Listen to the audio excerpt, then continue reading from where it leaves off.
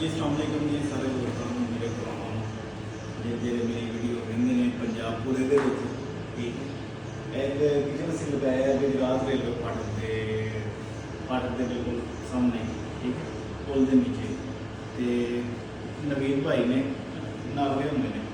ਤੇ ਉੱਥੇ ਹੀ ਮੈਂ ਭਾਈ ਦਾ ਆਰਡਰ ਦਿੱਤਾ ਸੀ ਸਾਨੂੰ ਨਾਲਵੇ ਤੇ ਮਤਲਬ ਪਹਿਲੇ ਮਹੀਨੇ ਦੀ ਇਹਨਾਂ ਦੀ ਬੁਕਿੰਗ ਹੋਈ ਸੀ ਤੇ ਉਹਦੇ ਬਿਜ਼ੀ ਹੋ ਗਏ ਫਿਰ ਤੇ 6 ਮਹੀਨੇ से उन्होंने आर्डर मतलब लगाया तो उनको माने किचन का मेजरमेंट भी दसने 15 फुट ऐसा है 15 तो 8 फुट ऐसा है 8 फुट है दीवार तक ये जो जी चीज़ा से इंस्टॉल करके दिन टोटल खर्चा तो दसा ये मैच की 102 फुट मैच मेरे अभी कार्ड के फोटो भी खरीदी प्लेट रैक सीधे बिल्कुल स्ट्रेट किचन छोटा है तो ये एडजस्टमेंट फिर करनी जरा मुश्किल हो जाती फिर भी अलहमदुलिल्लाह सी करी थी जैसा जिस तरह होती है अब लोग पूरी कोशिश करी थी कि अच्छे का अच्छा बनाई तो पैसे लग रहे हैं चीज़ा खूबसूरत बनती ने इतने घर के समझ लें कि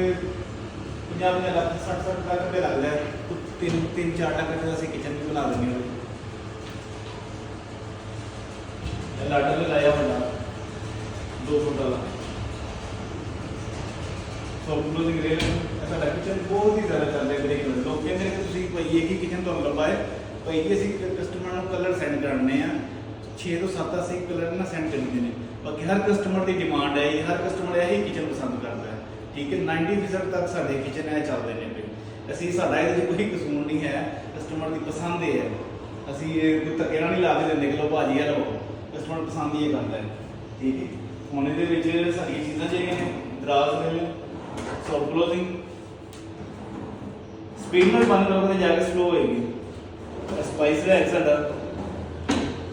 होना जल्दी ये मैच के खर्चे की गाड़ी इस किचन की मैच 102 फुट 2 लाख ते 4000 रुपये इस किचन का खर्चा है ठीक उस तो अलावा ये आ जाती एक्सैसरियां कस्टमर सानू दसते हैं सैज की असं उन्होंने बिल दसने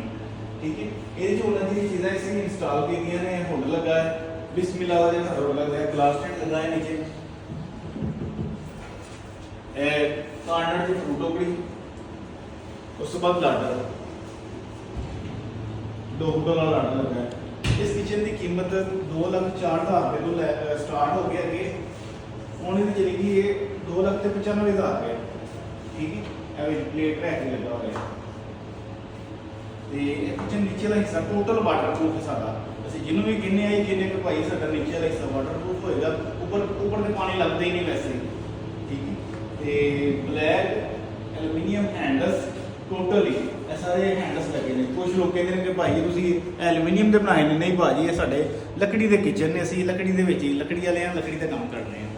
ਤੇ ਮਾਸ਼ਾਅੱਲਾ ਲੋਕ ਪਸੰਦ ਕਰਦੇ ਸਾਨੂੰ ਪੂਰੇ ਪੰਜਾਬ ਦੇ ਵਿੱਚ ਸਾਨੂੰ ਆਰਡਰ ਆਉਂਦੇ ਨੇ ਕਮ ਸੇ ਕਮ ਇਸ ਟਾਈਮ ਬੁਕਿੰਗ ਚੱਲਦੀ ਪਈ 1 ਮਹੀਨੇ ਦੇ ਟਾਈਮ ਦੇ ਉੱਤੇ ਜਿਹੜੇ ਮੇਨ ਕਸਟਮਰ ਆ ਰਹੇ ਨੇ ਸਾਰਿਆਂ ਨੂੰ 1 ਮਹੀਨੇ ਦਾ ਟਾਈਮ ਦੇ ਰਹੇ ਆ ਠੀਕ ਹੈ ਓਕੇ ਲਵ ਯੂ ਸਾਰੇ ਦੋਸਤਾਂ ਨੂੰ